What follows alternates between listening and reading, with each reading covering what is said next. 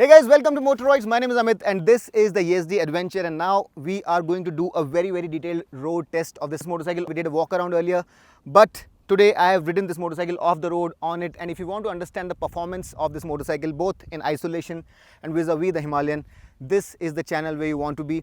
Also, अगर आपको ये वीडियो हिंदी में देखना है तो अब हमारा Motoroids हिंदी चैनल एक्सक्लूसिव दूसरा खोल दिया गया है, तो वहाँ जा करके सब्सक्राइब करें। अब आपको शिकायत करने का कोई मौका नहीं है, तो वहाँ जाएं और ये वीडियो हिंदी में ज़रूर देखें।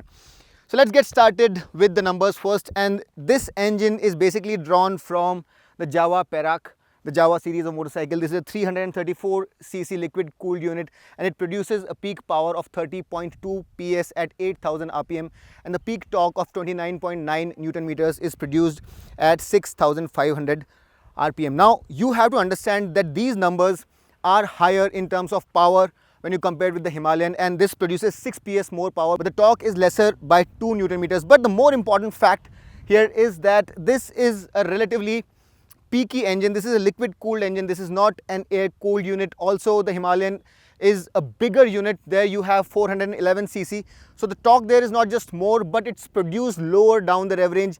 So while here you get the peak torque at 6500 RPM on the Himalayan, the peak torque is produced at 4000 RPM. So that's the key difference that you have to keep in mind as we progress through this review. So let's get some number crunching done first, and we tested this motorcycle on the road very thoroughly. And in gears, the first gear takes you to 45 kilometers per hour, the second gear takes you to 70 kilometers per hour, the third gear takes you to 90 kilometers per hour, and that should tell you how closely spaced the second and the third gear are. And the fourth gear will take you to 110 kilometers per hour, and the fifth gear will take you to 130 kilometers per hour. So in that sense, the third, fourth and fifth gears are rather closely spaced, and the top speed of this motorcycle should be 140 kilometers per hour or thereabouts. Now in that sense, this motorcycle definitely has an edge over the Himalayan. It has more power and it accelerates quicker. It definitely feels faster than the Himalayan. It feels a little bit more stable also. The suspension here is not as wobbly and it feels a lot more sturdy. So in that sense, when you talk about on the road performance, this motorcycle definitely comes across as a more road worthy motorcycle. Also, if you talk about the tractability, as in when you want to be riding the motorcycle at very low speeds in higher gears, so the stuttering and spluttering starts below 2500 RPM, and in that context, when you're riding this motorcycle in the sixth gear, you can ride it at speeds above 55 kilometers per hour, in the fifth gear above 45 kilometers per hour, and in the fourth gear above 35 kilometers per hour. These numbers are not the best, but this motorcycle is still quite drivable, although there is an issue. If you take the motorcycle below 2000 RPM, there is pronounced stuttering, spluttering, knocking, and the motorcycle has a tendency to stall. So you really have to keep it above 2000 RPM at all times. It smoothens out about 2500 RPM. 3000 RPM onwards is where the engine really starts gaining momentum, and 5000 onwards is where the torque really builds up. You feel that meaty mid-rev kicking in. 6000 RPM is where you feel that sharp kick coming in, and it goes all the way to 8250 RPM where the limiter just cuts in. Now in terms of vibrations, this motorcycle is generally vibe free. The vibrations are not a problem, but if you really want to understand where exactly some mild vibes start creeping in, it's about 6500 RPM where some vibrations start creeping in at the tank and at the foot pegs. These are very mild vibrations and you should not be bothered about them. Although I do need to mention here that this motorcycle is not entirely vibe free. In terms of its on-road and off-road performance, everybody knows that this is more or less a doppelganger of the Himalayan. So everybody wants to know how good or bad the performance here is vis-a-vis the Himalayan. So as I mentioned, the performance here on the road is definitely a notch above the Himalayan. This is a liquid cooled engine. This is more rev friendly. This is a peakier engine. The peak power is produced higher up the rev range at 8000 RPM, while on the Himalayan it's produced at 6000 RPM. So there are some key differences. Also, the handling of this motorcycle is better than the Himalayan. Around the bends, this motorcycle feels a little bit more stable. The suspension here is slightly more stiffly sprung. Also, the brakes on this motorcycle, 320 mm brakes up front and 240 mm at the rear with dual channel ABS, do work really well, and unlike the Himalayan where the brakes feel a little bit wooden, uh, these brakes do give you a fair amount of confidence while you are dropping the anchors. Although these are not the sharpest brakes that I've seen, but for this kind of application, this kind of a heavy application, I can understand if the braking is not as sharp as probably one would want from maybe a sport motorcycle. In terms of weight also, at 188 kg curb, this motorcycle is about 11 kg lighter than the Himalayan. So on the road there are definitely a lot of takeaways, and when you talk about the road, there are a few things which you'd probably want to know, and that obviously includes the riding position. And at 815 mm, the seat height here is slightly on the higher side. The Himalayan, although slightly heavier, sits lower. This one is 815 mm, Himalayan is 800 mm. So for the shorter riders amongst you, the Himalayan would probably be a little bit better in terms of the ride height. Also, while you're off-roading, that is one aspect which comes handy, especially if you are the one who prefers riding on the saddle, doesn't like riding the pegs. Although if you're riding the pegs, it doesn't make much of a difference, but if you're going to be sitting on the saddle, the Himalayan is a slightly more accessible motorcycle. Now the suspension here at the rear is a 7-step adjustable unit, and it's a monoshock. It's a linked type monoshock unit, and at this point in time, for the entire time when we were riding this motorcycle, it was set at the middle setting, and at that setting it is not too firmly sprung, not too soft like on the Himalayan. The suspension comes across as very cushy, very soft, sometimes even wobbly. Such is not the case here, and if you want to go even softer, you can probably go down a little bit and make the rear even softer. But if you compare it with the Himalayan, the ride here is slightly on the firmer side. It feels slightly more planted, and around corners it feels a little bit more taut. The riding position, the seat would allow you to take this motorcycle for long distances. It's not the most comfortable motorcycles that I have come across for long distance touring, but having said that, this is fairly comfortable, and Yezdi have placed special attention on the suspension of this motorcycle, wherein they could find the right balance between comfort and dynamic ability. So in that sense, not just is the clearance very good, it handles undulations and rough surfaces rather well, and Yezdi have done a good job with endowing this motorcycle with a good balanced suspension, especially knowing that this is an off-roader. Now, as you would imagine, the handlebars are pretty upright. Although there could have been risers, they really help while you're riding off the road. I rode it off the road. I did not find any problem as such, although I would have really liked the handlebars to be slightly higher up. But if you are my height, you should not have much of a problem. Another great thing that you have here is this instrument console, which offers you a lot of useful data, including distance to dry. So you have your tachometer, speedo, 2 trip meters, and your average fuel efficiency, distance to empty, fuel gauge, gear position indicator, a clock, and the modes as well. So you get 3 modes here: rain, road, and off-road modes. In off-road mode, the ABS is switched off at the rear, and in rain mode, the ABS basically kicks in a little bit early. So that is primarily the difference. All in all, this instrument console is pretty comprehensive, and the Adventure of the 3 motorcycles that Yezdi is offering is the only one which comes with this little pod here, which also gets navigation and Bluetooth connectivity. So you can connect your phone with this system and get turn-by-turn navigation, as well as call, receive, and music through Bluetooth connectivity.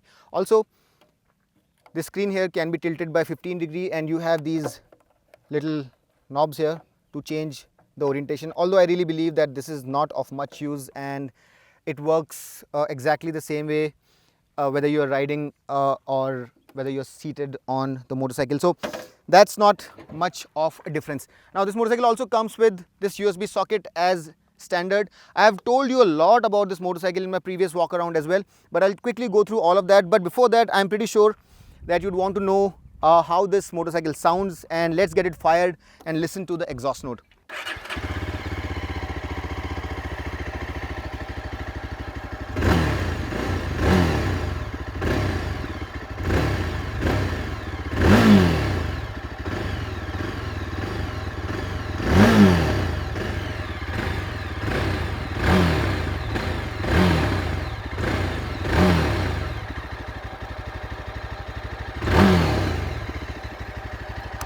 Also, before we run through all the specs and the features, I know you want to know how good or bad this motorcycle is as compared especially to the Himalayan when it comes to off-roading. So let's talk about how this engine behaves when you are taking it off the road. And there are some keen observations that I made today. Yezdi had created a very intensive, very elaborate off-road track to test the capabilities of this motorcycle. And in terms of hardware, I can assure you that a few things that people were a little skeptical about, like that a link type monoshock at the rear might be a point of failure, but such is not the case. It's pretty sturdy. You don't have to bother about it. The motorcycle comes with long travel suspension both up front and at the rear, which definitely comes in handy. It comes with tubed tires because you have these really big spoked wheels both up front and at the rear. So you have 21-incher up front, a 90 section tire, and at the rear you have a 17-inch wheel with 130 section tire. By the way, the rear wheel is wider as compared to the Himalayan. The ground clearance here is also pretty solid, and you have this added protection. Now, what I really liked about this motorcycle's structure is that there is ample protection all around, and all this reinforcement that you see here is very functional. And even when you take a tumble, all of this comes in very handy to protect the hardware from getting damaged, and it really works. So that's one very good thing. The motorcycle is built sturdy, and if you take it off the road, it is built to take a few tumbles and not disappoint you, not break on you. Now, this is, as I mentioned, a liquid cooled engine, and it does not produce as much torque lower down the rev range as some of the other long stroke engines. So the peak torque here is produced at a very high 6,500 rpm, and while you are taking this motorcycle off the road, especially on steep inclines, what really is a desirable situation is that you have ample torque lower down the rev range, where even if you're in the second gear and at about 2,500 rpm, you ring the throttle and there is enough turning force at the rear wheel to propel you upwards. Such, unfortunately, is not the case, and lower down the rev range you really have to keep the engine somewhat on the boil. If you leave the throttle completely, the bike somewhat is prone to stalling, which is not a very good thing. However, if you can keep the throttle going, there is enough hardware here to propel you and take you over bad surfaces, bad boulders, and you look forward and the motorcycle just goes over all the obstacles without much of a problem. However, that really lovable low end torque where you just have to keep the engine idling and just that little ring of the throttle propels you without you bothering about the engine stalling, such is not the character here. So lower down the rev range, there could probably have been more torque to endow this motorcycle with even better off-road capability. So that's one thing that I really would have wanted this motorcycle to have. You really have to keep the engine in the first gear if you are making it go through some rough terrain, because in the second gear sometimes you might fall short of sufficient torque, especially if you are not revving the engine high enough.